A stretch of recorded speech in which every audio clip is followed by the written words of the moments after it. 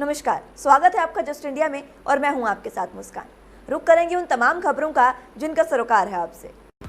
खबरों के प्रायोजक हैं आरोग्य मास्क लगाएं, कोरोना से सुरक्षित रहें। Oscar super speciality hospital and trauma centre, रंज किया showroom in Rohtak and Bahadurgarh. Showroom पर आएं, टेस्ट ड्राइव लें और गाड़ी बुक कराएं। हरियाणा के डिप्टी सीएम दुष्यंत चौटाला ने कहा कि प्रदेश में उद्योगों को बढ़ावा देने के लिए प्रदेश सरकार एक श्रेष्ठ औद्योगिकी नीति के प्रारूप को अंतिम रूप देने में जुटी है। उन्होंने कहा कि नई उद्योग नीति उद्योगपतियों के लिए हितकारी हो, प्रदेश में निवेश और रोजगार बढ़े। इसके लिए प्रदेश के सभी सांसद, विधायक, विभिन्न सरकारी विभागों, उद्योगपतियों सहित उद्योग जगत से जुड़ी संस्थाओं के सुझावों को भी शामिल किया जाएगा। उन्होंने अपने सुझाव देने के लिए मंगलवार तक का समय दिया है। चंडीगढ़ में हरियाणा निवास पर विभिन्न विभागों के अधिकारियों के साथ मैराथन बैठक के बाद deputy CM Dushyant Chautala media से रूबरू हुए। उन्होंने कहा कि इस हरियाणा एंटरप्राइजेज प्रमोशन पॉलिसी 2020 को अंतिम रूप देने के लिए बैठकों का दौर चल रहा है। इस बार हुई बैठक में भी नई उद्योग नीति को लागू करने के लिए विभिन्न विभागों के उच्च अधिकारियों से विस्तार पूर्वक चर्चा की गई है। दुष्यंत चौटाला ने कहा कि प्रदेश में उद्योगों के लिए और अधिक माकूल माहौल उपलब्ध करवाने के लिए प्रदेश सरकार द्वारा 2020 से 2025 तक की नई उद्योग नीति बनाई जा रही है, जिसे अगले माह तक लागू भी कर दिया जाएगा। उन्होंने बताया कि सरकार की ओर से विधायकों, सांसदों और प्रदेश के सभी औद्योगिक एसोसिएशन के साथ साथ फिक्की, एसोचैम जैसे राष्ट्रीय स्तर की औद्योगिक एसोसिएशन से 8 सितंबर तक अपने सुझाव देने के लिए आग्रह किया गया है। खबर हरियाणा के जींद से है, जहां बीजेपी प्रदेश अध्यक्ष ओम प्रकाश धनखड़ जींद कार्यालय पहुंचे, जहां पहुंचने पर कार्यकर्ताओं ने उनका फूल मालाओं से जोरदार स्वागत किया। इस मौके पर बीजेपी प्रदेश अध्यक्ष ओम प्रकाश धनखड़ ने कहा कि जींद कार्यालय पहुंचने पर कार्यकर्ताओं द्वारा जो मान सम्मान मिला, उसके लिए सभी को धन्यवाद देता हूं। साथ ही उन्होंने कहा कि मैं हर समय अपने कार्यकर्ताओं के लिए उपलब्ध हूं। पार्टी का कोई भी कार्यकर्ता पार्टी के हित में मुझे सुझाव दे सकता है। अगर वो पार्टी के हित में हुआ तो उसे जरूर लागू किया जाएगा। भारतीय जनता पार्टी ने प्रदेशव्यापी कार्यक्रमों की रचना की है।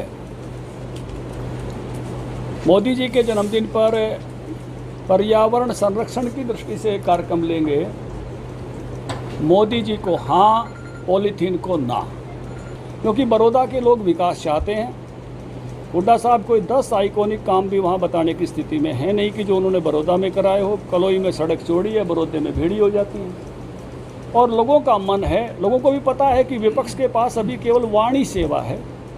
खजाने की चाबी बीजेपी के पास है, हरियाणा में भी और दिल्ली में भी। जन सेवा का मौका अभी बीजेपी का है। बाकी कोई जन सेवा करेगा भी तो वो 24 के बाद कर पाएगा, क्योंकि रिसोर्सेज जो है अभी जो जन आदेश में वो बीजेपी की सरकारों को सौंपे हुए हैं। कांग्रेस पार्टी के मीडिया प्रभारी रणदीप सुरजेवाला ने जिला जींद मुख्यालय के शासकीय अस्पताल पहुंचे, जहां उन्होंने चिकित्सकों को पीपीई किट और सैनिटाइजर मुहैया करवाए। जिसके बाद मीडिया कर्मियों से रूबरू होते हुए उन्होंने आरोप लगाते हुए कहा कि आज कोरोना के मामलों में भारत समूचे विश्व में दूसरे स्थान पर पहुंच गया है और यदि फिर भी मोदी सरकार चेत नहीं हो रही है, यदि यही हाल रहा तो प्रदेश और देश में कोरोना से हाल बद से बदतर होते जाएंगे। रणदीप सुरजेवाला ने यह भी आरोप लगाया कि प्रदेश में नकल और पेपर लीक करवाने का माफिया पूरी तरह से छाया हुआ है। ऐसी कोई भी परीक्षा नहीं होती जिसका कोई पेपर लीक ना हो और आज तक कोई भी दोषी इस मामले में सामने नहीं आ पाया है, जिससे लगता है कि नकल माफिया और पेपर लीक मामले में सरकार का सीधा संबंध है। 29 दिन में 20 लाख से 40 लाख केस हो गए। दुनिया भर के स्वास्थ्य विशेषज्ञ अब ये कह रहे हैं कि अगर इसी गति से कोरोना संक्रमण बढ़ता रहा तो वो दिन दूर नहीं कि नवंबर 30 तक हिंदुस्तान में कोरोना संक्रमण बढ़कर दुनिया में सबसे अधिक 1 करोड़ और 30 दिसंबर तक 1 करोड़ 40 लाख हो जाएगा। शिवसेना, एनसीपी और कांग्रेस की सांझी सरकार ने भाजपा के इशारे पर एक फिल्म एक्ट्रेस द्वारा जब बंबई के लोगों को, महाराष्ट्र के लोगों को गालियां दी गई, जब बंबई की अस्मिता को धूमिल करने का कुत्सित प्रयास किया गया, तो भी हमने सिक्योरिटी दी। हम मोदी जी की तरह नहीं हैं कि अपने आलोचकों को जेल में भेज देंगे और उन पर ईडी और सीबीआई उनके पीछे लगा देंगे। यही कांग्रेस और भाजपा में अंतर भी। रोहतक के जिलाधीश कैप्टन मनोज कुमार ने आपदा प्रबंधन अधिनियम 2005 के तहत जिले में कोविड-19 और अन्य दूसरी बीमारियों के पीड़ितों और उनके सहायकों को दी जाने वाली सेवाओं और सुविधाओं को अलग अलग करने के निर्देश जारी किए हैं ताकि कोविड-19 के संक्रमण को फैलने से रोका जा सके। जारी आदेश के तहत पीजीआई के निदेशक द्वारा इन आदेशों की पालना सुनिश्चित करनी होगी। कोविड-19 के बड़े पैमाने पर संक्रमण के दौरान पीजीआई द्वारा विभिन्न सेवाएं जैसे आपातकालीन कार्ड जारी करना, रक्त सैंपल काउंटर, लेबोरेटरी, पीने के पानी की सुविधाएं दी जा रही हैं। इन स्थलों को कोविड-19 के संदिग्धों और सामान्य मरीजों द्वारा साझा रूप से प्रयोग किया जा रहा है, जिससे पीजीआई आने वाले सामान्य मरीजों और उनके सहायकों को कोविड-19 के संक्रमण का ज्यादा खतरा है। कोविड-19 के मरीजों और अन्य सामान्य मरीजों को उपलब्ध करवाई जा रही सेवाओं और सुविधाओं को अलग अलग जारी करने के निर्देश दिए हैं और ये जरूरी भी है ताकि सामान्य मरीज और उनके सहायकों को कोविड-19 के संक्रमण से बचाया जा सके। हरियाणा में कोरोना का संक्रमण कम होने का नाम नहीं ले रहा। एक दिन में रिकॉर्ड 2355 नए मरीज सामने आए हैं, जबकि 23 लोगों की इस दौरान मौत भी हो गई है। सबसे ज्यादा 4 मौतें पंचकुला और यमुनानगर में हुई। कुरुक्षेत्र में 3, फरीदाबाद, अंबाला, करनाल, महेंद्रगढ़ और फतेहाबाद में 2 और जींद और रोहतक में 1 नई मौत सामने आई है। अब मौतों का आंकड़ा 854 पर पहुंच गया है।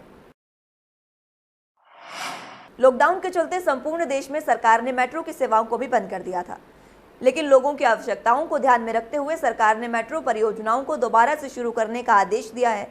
कोरोना वायरस संक्रमण के चलते मेट्रो स्टेशन पर थर्मल स्कैनिंग के बाद ही लोगों को प्रवेश दिया जा रहा है।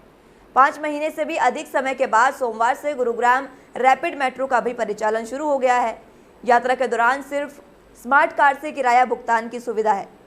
वहीं मास्क के बगैर मेट्रो में प्रवेश नहीं मिल सकता। कोरोना वायरस संक्रमण के चलते मेट्रो स्टेशन पर थर्मल स्कैनिंग के बाद ही लोगों को प्रवेश दिया जा रहा है। साइबर सिटी के नाम से जाने जाने वाले Huda city centre metro station से येलो लाइन ठीक 7 बजे दिल्ली के लिए रवाना हुई। यात्रा के दौरान लोग शारीरिक दूरी के नियमों का पालन करते नजर आए। मेट्रो का परिचालन 2 पालियों में होगा। पहली पाली में सुबह 7 से 11 बजे तक मेट्रो चलेगी। इसके बाद शाम 4 बजे से रात 8 बजे तक मेट्रो सेवाएं उपलब्ध होंगी। कोरोना के कारण पूरे प्रदेश में सभी स्कूल और कॉलेज सरकार ने बंद कर दिए थे, लेकिन बच्चों की मांगों को ध्यान में रखते हुए सरकार ने आज से सभी कॉलेजों में एडमिशन शुरू कर दिए हैं, जिसके चलते गौड़ ब्राह्मण डिग्री कॉलेज में आज सोमवार को विधिवत रूप से ऑनलाइन हेल्प डेस्क का शुभारंभ प्राचार्य डॉक्टर जयपाल शर्मा ने किया। हेल्प डेस्क पर विद्यार्थियों को ऑनलाइन हेल्प दी जाएगी ताकि उन्हें किसी भी तरह की असुविधा का सामना न करना पड़े। उन्हें दाखिला संबंधी हर तरह की समस्या कॉलेज में बगैर आए ऑनलाइन हेल्प दी जाएगी। गौड़ ब्राह्मण डिग्री कॉलेज में BA, BCom, BSc और BCA प्रथम वर्ष में 1000 सीटों पर एडमिशन होगा। कॉलेज प्राचार्य डॉक्टर जयपाल शर्मा ने आज सोमवार को एडमिशन कमेटी की मीटिंग भी ली। उन्होंने बताया कि कॉलेज की तरफ से विद्यार्थियों को ऑनलाइन हेल्प करने का हर संभव प्रयास किया जाएगा। कोरोना का कहर यमुनानगर में भी लगातार बढ़ता जा रहा है। कोरोना की मार से जिला सचिवालय भी अछूता नहीं रहा। जिला सचिवालय में कल 2 कोरोना पॉजिटिव मरीज मिलने के बाद आज जिला सचिवालय को सत्यापन तौर पर सैनिटाइज किया जा रहा है और सचिवालय के अंदर ज्यादा लोगों को जाने की अनुमति भी नहीं दी जा रही। बता दें कि इससे पहले भी जिला सचिवालय में कोरोना पॉजिटिव मरीज मिल चुके हैं। जिला सचिवालय में सभी बड़े अधिकारी बैठते हैं और यहाँ लोगों का आना जाना लगा रहता है, जिसकी गंभीरता को देखते हुए यहाँ पर दिल्ली गेट भी लगा दिया गया और ज्यादा लोगों को अंदर जाने से मना कर दिया गया। भवानीखेड़ा शहर के किसानों ने आज तहसील परिसर में एकत्र होकर तहसीलदार को ज्ञापन सौंपा और बीमारियों के प्रकोप से खराब हुई कपास की फसलों के उचित मुआवजे की मांग की। किसानों ने इस दौरान सरकार और प्रशासन पर प्रदेश में किसानों के लिए किए जाने वाले दावों और घोषणाओं को भी झूठा बताया, जिसके कारण किसानों को आज उनकी खराब फसलों से अनेकों परेशानियों का सामना करना पड़ रहा है। उनके आरोप है कि सरकार उनके लिए केवल कोरे दावे करती है, जबकि उन्हें पूरा नहीं किया जाता।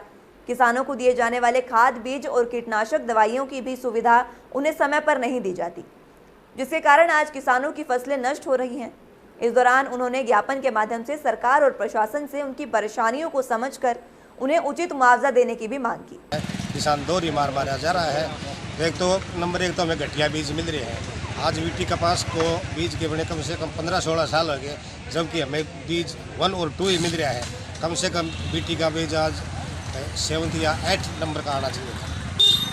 सरकार तो दावा करती है कि 2022 तक हम किसानों की दोगुनी आय कर देंगे, लेकिन आय तो हमारी है वह भी आधी भी नहीं हो सकती। जमींदार इकट्ठा होकर तहसील कार्यालय बुआनीखेड़ा के परिसर में इकट्ठा होकर उन्होंने एक ज्ञापन दिया है कि हमारी कपास की फसल है जो तो सफ़ेद मक्खी की वजह से खराब हो रही है और उसका मुँह निरीक्षण करवाया जाए और सरकार के संज्ञान में मामला लाकर और हमारे उचित मुआवजा दिलाया जाए। खबरों के प्रायोजक थे Pramod trading company, tiles, sanitary ware, Ghanipura, Jhajjar road, Rohtak. Asian colour coated Ispat limited. Be Fast Fit, India's fastest growing fitness chain, now at Rohtak D Park. Corona महामारी से लड़ने के लिए आरोग्य मास्क लाया है आपके लिए सबसे आधुनिक मास्क। इसके साथ ही आपको मिलेगी आधुनिक पीपीई किट, वो भी बहुत ही सस्ते रेट पर। contact@arogyamask.com पर जाएं और हमसे संपर्क करें या फिर www.arogyamask.com से जुड़ें। इसके साथ ही आप हमें कॉल कर सकते हैं। हमारा पता है Anand international, plot number 181, sector 25, Panipat, Haryana.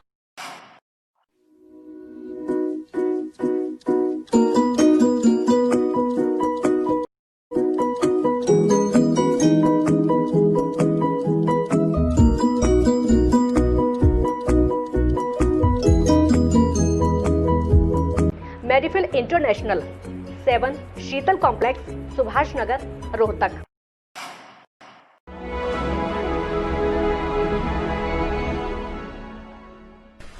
चाचा, आपने नया घर बनवाया है तो घर की छत पर कौन सी शीट लगवाई है? बेटा, मैंने अपने घर की छत पर एशियन शीट लगवाई है क्योंकि वो कभी न मिटने वाले ओरिजिनल निशान की चादरें हैं। साथ में ISI का चिन्ह, 5 साल की वारंटी के साथ साथ पैसों का सही मूल्य देने वाली वही इकलौती शीट्स हैं। क्योंकि नाम नहीं, पहचान जरूरी है। फिलहाल के लिए इतना ही। जुड़े रहिए जस्ट इंडिया के साथ। नमस्कार।